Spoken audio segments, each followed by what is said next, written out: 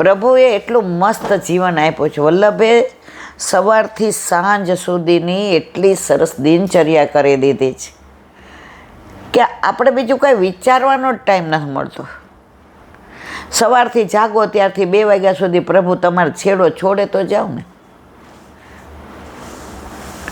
જ્યાં જ્યાં જાઉં ત્યાં મારી પાછળ પાછળ આવે, જ્યાં જ્યાં જાઉં ત્યાં મારી પાછળ પાછળ આવે.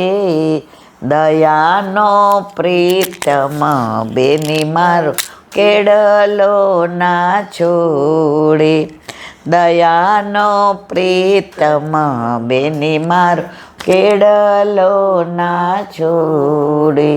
હું શું જાણું રે વાલે માં શું દીઠું, હું શું જાણું રે વાલે મુજ માં શું દીઠું. વારી વારી જો તો એ મુખ લાગે મીઠું, વારી વારી જો તો એ મુખ લાગે મીઠું. આજે પ્રભુ આટલા વર્ષથી બિરાજે છે. એકે દિવસ એમ થયું કે આ સેવા નથી કરવી. સવાર થાય, હમણાં નવું થયું છે, પગ એટલા ખેંચાય નથી બેસાતું, નથી ઊભું રહેવાતું, કે સૂઈએ તો પગે લાંબો નથી થતો. ઊન કે એ બધી એની લીલા છે. પણ સવાર પડે 4 વાગે ને એટલે ચિંતા થવા માંડે ઊભું થવાશે કે નહીં. અને જેવા 5 વાગે એટલે હાથ પકડીને ખેંચીને ઊભા કરે. આ ઘરમાં બિરાજે છે ને એનું સામર્થ્ય છે મારા વાલા. બાકી ઘરમાં પ્રભુ ન હોય ને તો આ પલંગમાંથી ઈલાબેન ઊભા થઈને બહાર સુધી ના આવે. આ જો સત્સંગ કરતી હતી ને કેવા ખેંચાવા માંડ્યા, ઊભા થઈને અહીંયા આવવું પડ્યું ને. આ બધા દેહના દંડ. પણ મારે કહેવાનો આશય એ છે કે આપણી દિનચર્યા જ આખો દિવસ વલ્લભ એટલું સરસ ગોઠવી દીધું છે કે તને ક્યારેય એકલું નહીં લાગે, તને ક્યારેય દુસંગની બીક નહીં લાગે. તું બહાર રખડે ને ભાટકે તો દુસંગની બીક લાગે ને. સવારે તારો પ્રભુ અને અત્યારે તારો સત્સંગ, બપોરે તારું સ્મરણ, રાતના વૈષ્ણવજોને નિવેદનમ તું સ્મર્તવ્યમ સર્વથા તાદ્રસે. આમાં ક્યાં છે તમારી પાસે ટાઈમ કે બધી પંચાતો કરીએ? જેટલું જીવન વધ્યું છે બસ એટલું તારી નૌકામાં બેસી અને તું અમારો સૂત્રધાર, પાર ઉતારે ના ઉતારે તે બેસાડી દીધા છે ને એનો અમને આનંદ છે. બસ હવે નાવ ક્યાં ચલાવીને ક્યાં લઈ જાવી એમાં કાણુનો એ બધી જોવાની જવાબદારી તારી. તે અમારો હાથ પકડીને બ્રહ્મ સંબંધ દ્વારા તારી નૌકામાં બેસાડી દીધા છે. બસ હવે તું જાણે ને તારું કામ જાણે. અમારે આજે આપણે દ્વારકા જતા ને ત્યારે બેટ દ્વારકા જતા તો અત્યારે હવે બસની ને ગાડી જાય છે. પહેલાં આપણે ઓલી નૌકામાં જતા ખબર, 100 જણાના અંદર બેસાડે. અરે ઘણી વાર એવી બીક લાગે ને આમ તમે જુઓ તો ગૂંચા ગૂંચ હોય તો એમ થાય કે આપણે પણ પછી પૈસા લઈ લઈએ આપણી પાસેથી અને આપણે બેઠા બેઠા પછી ઓલા પક્ષીઓ ઉડતા હોય એને જોઈએ, માછલીઓને જોઈએ અને ગાયે પાછા જવા દોજી નૌકા કિનારે. આપણે આજે ઓલો હાવ અભણ માણસ, અરે ડીઝલ ખલાસ થઈ જાય એવી બીક લાગે એવા લોકો. પણ એકવાર બેસી ગયા પછી આવા લોકો ઉપર વિશ્વાસ રાખીએ છીએ કે બેટ દ્વારકા સુધી પહોંચી જ જશું. તો આ નાવિક કોણ છે મારા વાલા? અર્જુન કેમ જીતી ગયો? એનો સારથી કૃષ્ણ હતો. તો આપણો સારથી કોણ છે મારા વાલા? પછી આપણી નૌકાને કાંઈ હાલક ડોલકની ચિંતા નહીં, ડૂબવાની ચિંતા નહીં, ક્યાંથી લઈ જાવી કિનારે એ લઈ જવાનો, એમાં કોઈ બેસી ગયા છે બસ એટલી ખબર છે.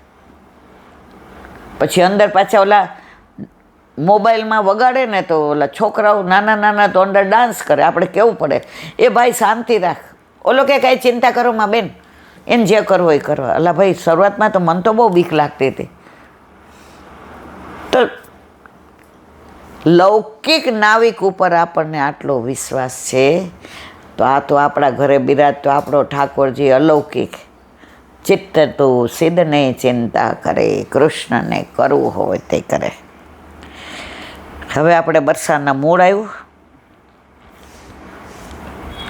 વ્રજ 84 કોષ મેં 4 ગાંવ નિજ ધામ. 4 ગાંવ નિજ ધામ પોતાનું. જો બધામાં નિજ આવશે.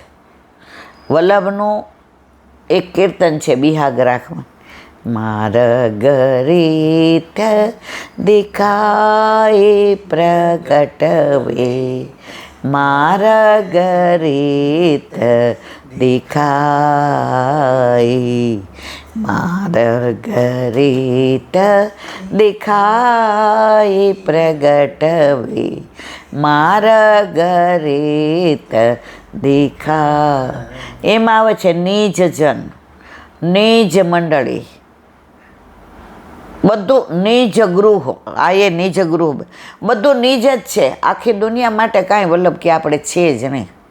નિજ મંડળી બોલાવી, પોતાના જે વૈષ્ણવ હતા ને એને બોલાવ્યા. નિજ ગૃહ, પોતાના ઘરે. તો અહીંયા કે છે પ્રભુ આખા વ્રજમાં બિરાજે છે, સાવ સાચી વાત. વ્રજ એનું ઘર છે, સાવ સાચી વાત. પણ નિજધામ 4 કયા? વૃંદાવન. આ વૃંદાવન નહીં, આ આદિ ભૌતિક છે. આપણું આદિ વૃંદાવન 51. ઘણા બધા છે આપણા વૃંદાવન, પણ આદિ વૃંદાવન આપણું કામવન. ત્યાં એકવાર અમે ગયા ને તો કે અહીંયા ગેડી દડો, એટલે નાના હોય ને ત્યારે મેં કીધું આ ગેડી દડો ને એ તો બધું વૃંદાવનમાં. તો મને કે મૂળ વૃંદાવન આ છે બેન. તો તમે કામવનમાં યાત્રા 3 દિવસ રહીએ ને તોય તમને ઓછા પડે. મને તો ઘણી વાર એમ થાય કામવનમાં 30 દી રહેવું પણ જોઈએ. રોજ સવારે ઠાકોરજીને પધરાવીને એક જગ્યાએ જવાનું. શ્રીકુંડ પર જઈએ, વિમલકુંડ પર જઈએ, વૃંદાદેવી જઈએ, 84 ખંભા જઈએ, લપસણી શિલા જઈએ, ભોજન થાળી જઈએ, ચરણ પહાડી જઈએ. એક સ્થળ તમે જુઓ ત્યાં. ઘણા તો આપણે ખાલી નામે નથી સાંભળ્યા. ત્યાં વિમલકુંડ ઉપર એક ઓલા બેસે છે ને, હવે હમણાં મેં નથી જોયા. એ તો શંકર ભગવાનની એવી વાતો કરે. એ કે અહીંયા શંકર ભગવાન છે, એ તો પેલો વૈષ્ણવ છે. તો વિમલકુંડથી દૂર કંઈક ભગવાનનું, શંકર ભગવાનનું મંદિર કીધું. મને કે હાલ તને ત્યાં લઈ જાઓ. મેં તો બાપા કાંટા ને કાંકરા ને જાખરા ને, આ તો વર્ષો પહેલાંની વાત છે, અને નાના હોઈએ. પણ વ્રજમાં તો એવા ઘણા બધા સ્થળો છે જે હજી આપણે જોયા નથી, કારણ કે કોઈ બતાવવાવાળું નથી. બાકી જ્યાં જઈએ ત્યાં એટલો બધો આનંદ છે.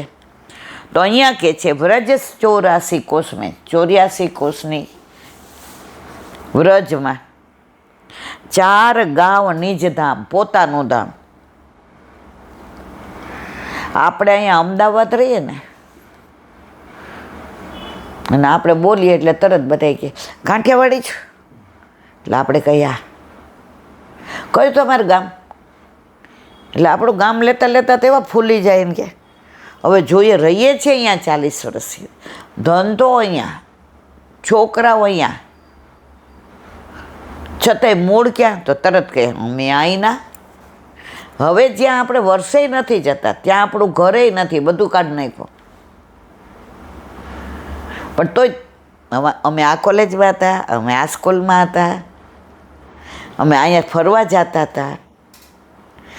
આ અમને બહુ જો તરત યાદ આવવા માંડે.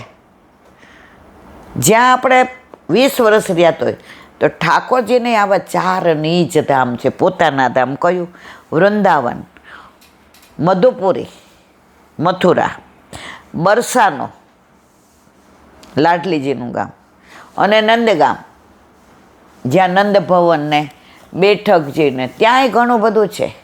નંદ બાવાન બગીચીને યશોદા મૈયાની મોટી ગોળી છે. ત્યાંય તમે જુઓ તો આમ આપણને એવું થાય નંદગાંવમાં આમ અઠવાડિયું રહ્યા હોય ને તો આનંદ આવે. મોતી કુંડ ને આ નાના હતા ને ત્યારે જતા હતા ને ત્યારે આ બધું અમને રમતમાં જતું હતું. એનું કારણ શું? ત્યારે હજી આપણે મેચ્યોર નહોતા. એટલે જેની ભેગા ગયા હોય ને એમ કે જો આ મોતીકુંડ છે, એની લીલા તને ખબર છે? એટલે ખબર ન હોય નહીં ને તોય કહી એટલે ઓલાને કહેવા ન દઈએ. શું કામ? કે હાલો આગળ. એ ભાવ નહોતો પુષ્ટિનો. અને ભાવ આવ્યો ત્યારે એવા ભગવદીઓ નો રહ્યા. પણ જો આ ગ્રંથ આપ્યો ને, નવનીત પ્રિય શાસ્ત્રીએ અંદર સાગરને ગાગરમાં ભરી દીધો છે. આ 4 માટે કેવું કીધું? વ્રજ 84 કોષ મેં 4 ગાવ નિજ ધામ, પોતાના ધામ. વૃંદાવન અરુ મધુપુરી, બરસાનો નંદગાંવ. બરસાના પ્રાચીન નામ વર્ષાનું, બૃહત્સાનું, બ્રહ્મસાનું, વૃષભાનપુર છે. કેટલા બધા નામ છે. બરસાનાનું પ્રાચીન નામ વર્ષાનું, બૃહત્સાનું, બ્રહ્મસાનું, વૃષભાનપુર છે. વર્ષાનું પર્વતનું શ્રેષ્ઠ શિખર, બૃહત્સાનું વિશાળ શિખર, બ્રહ્મસાનું બ્રહ્મનું શિખર શ્રી વૃષભાનજીનું ગામ હોવાથી વૃષભાનપુર ગમાય છે. પેલા રાજાના નામો પરથી ગામ પડતા. એટલે વૃષભાનજી ત્યાં રાજ કરતા, એટલે ગામનું નામ પડ્યું વૃષભાનપુર. તે અરવલ્લી પર્વતના એક ભાગમાં વસેલું છે. અહીંના વિલાસગઢ, દાનગઢ, માનગઢ અને રાધાજીના મંદિર પાસે બિરાજતા બ્રહ્માજી મળીને 4 શિખરને બ્રહ્માના 4 મુખ, કારણ કે બ્રહ્મ શિખર છે. બ્રહ્માજીને 4 મુખ, દાનગઢ, માનગઢ, વિલાસગઢ અને રાધાજીનું મંદિર. આ બ્રહ્માજીના 4 મુખના 4 શિખરો, દાનગઢ, માનગઢ, વિલાસગઢ અને લાડલીજીનું મંદિર.